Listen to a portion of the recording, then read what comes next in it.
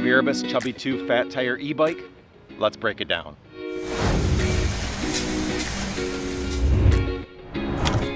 So we're about to hit the road and the trails with this thing to let you get a feel for how it actually functions, but first let's talk about a few other things. And to start off, assembly was actually really smooth. No problems. I don't really have much to talk about. Pretty easy, didn't take me long, so I don't think you're gonna have a problem. Now as far as features go, 48 volt, 500 watt motor.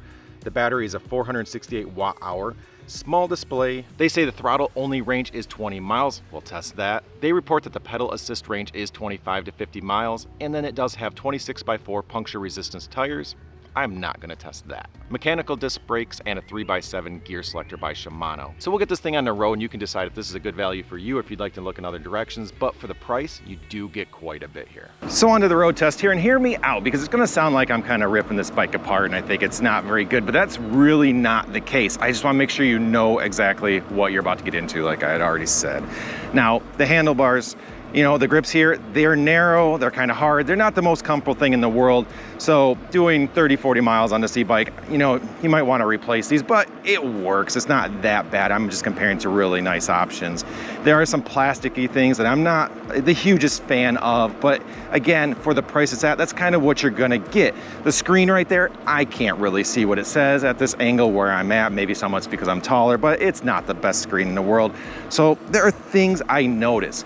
The brakes, they work. They're not the greatest. They just don't stop that well. You can tell they're mechanical, but again, they do the job. They get me to stop. If I hit them, you can hear that noise there, but they do the job. I stopped. It's just not as dramatic as I would like. But again, this isn't gonna go really fast. You're not flying on this e-bike where you're gonna have to smash the brakes. Max you can get up to is 20 miles per hour. So the brakes are gonna do the job. So you gotta kind of keep all that in mind.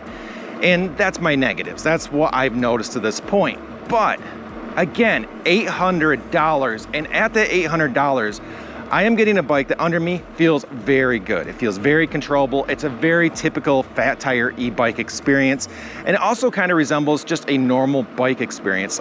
E-bikes, if you're new to this, they are very different bike to bike. You know, how high you sit, where their weight is, the big tires under you, and what that's gonna do to the feel, how the suspension works. And this one, it just really ties to more of a regular bike feel, but with some e-bike stuff put on it and the fat tire feel. But that's good because if you're new to e-bikes, it's not gonna feel overwhelming. You're not gonna feel like you got something that's just uncontrollable or just too big under you. You can manage this, it's close to a regular bike.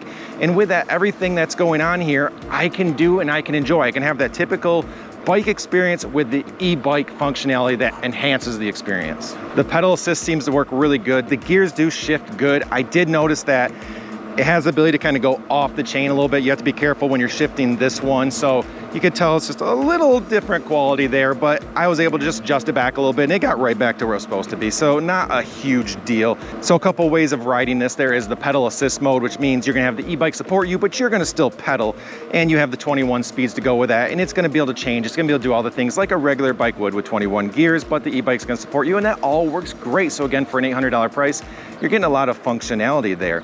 Now, if you're gonna do throttle only, it does have a thumb throttle right here, and it works really good. It's easy just to kind of put where you want it, hold your thumb in that spot, and it's gonna accelerate, and here I go. It's not the fastest e-bike in the world. It's 500 watts, but it does the job. It supports you, or it goes for you and gets you up 20 miles per hour, and it doesn't have a problem holding that speed. So again, for the road experience, for a budget option, it's really checking off a lot of boxes. Some of the things about this e-bike is the seat is probably not the most comfortable in the world. I am not that picky, so I'm not gonna complain that much. I'm kind of used to indoor cycling bikes, getting used to that feel, but I could see some people want to get a more comfier option. I do like that it has the buttons here, so I can hit the horn, and I can turn the headlight on and off through buttons, which is nice instead of hitting those sequences on some of the displays that are out there. You know, as far as just the ride experience for the people that just want a bike that they're not gonna break the bank, it does the job. It's very good. I'm enjoying this, and it's gonna get me going if I just want it to do the work or if I wanna work with it. Another positive is that you can really pedal with this quite well. Sometimes with bikes you get ghost pedaling. The motor does too much, and as a result, when you try to pedal, it just spins and there's nothing there. There's no resistance. The motor's just doing all the work, and you can't cooperate with the bike and get the exercise part out of it. It just takes the bike experience away. And with this, you're able to find that spot where you're able to pedal with it, have the motor support you, and it makes it for a very smooth experience. So we're on to the off-road portion of this video, hitting the fields, the trails. It's very dry, very bumpy. Doesn't make it easy for the bike to stay connected to the ground right now. And I did not think this thing would do a very good job. But now that I'm out here and I'm testing it, it is doing better than I thought. The throttle is making it easy and it's keeping up. Sometimes when the ground absorbs your movement, you get that rolling resistance. It can really slow you down, and the bike doesn't have enough power. It just can't get through it. And it's handling this really well. Some of this grass is really tall and thick and just wants to drag on you, but the bike's having no problem getting through it. The suspension, I don't think it helps a ton. It's a very rigid suspension. Just the part in the front, that's all you're gonna get. So it's taking a little bit of the impact out of riding, but you're definitely feeling a fair amount of it. And I thought the word I was gonna use was capable. Like I was gonna say, you know, when you take this off-roading, it can get the job done, but it's not something you're gonna wanna do. And I think I'm gonna stick to that for the most part, but it is better than I thought, a little more than capable. You're still gonna be able to go off-roading. This is probably not a bike you're gonna seek off-roading adventures, but if you're doing something or you're taking a trip where that's part of the route or that's something you need to do, this bike actually is gonna be able to do it, and that's nice to know. When you get a bike like this, you know, you hope that it opens up more possibilities and not just really gonna stink at certain parts when you need to do certain things, and this is not gonna do that.